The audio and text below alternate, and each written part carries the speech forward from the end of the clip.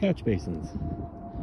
Why do we have these? What is the purpose of having a catch basin or a park that looks like a hole in the ground?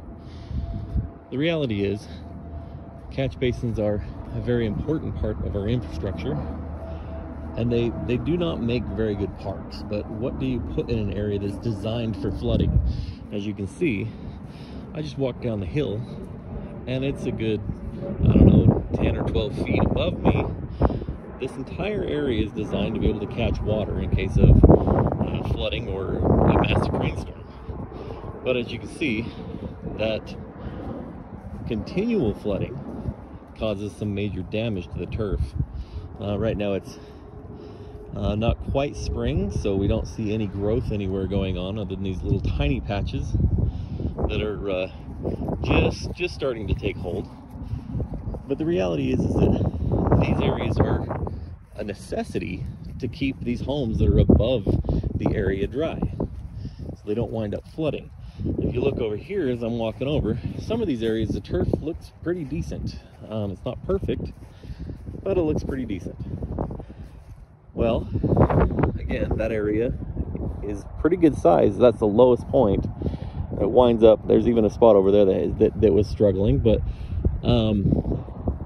these areas don't do well for growing turf simply because the design is such that, when you're holding water, the problem you have is that grass needs to be able to breathe.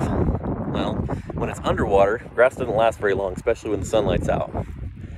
Other than that, these are also designed to not allow water to erode the banks of it, so it's extremely compacted. So the water has a hard time penetrating. So to keep it watered properly, it typically runs into these other areas that are so damaged. Again, like this over here, that is also so damaged. Well, it winds up running to those areas because it can't do what it's supposed to do and percolate down into the soil to help the grass survive. Another problem with that is being designed to be dense like that, the grass can't breathe.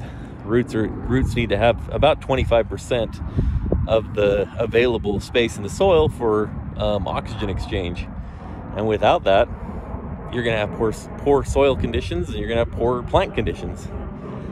Well, the reality is we don't have any choice but to have these catch basins to keep people from having problems as far as flooding. But what do you do with them?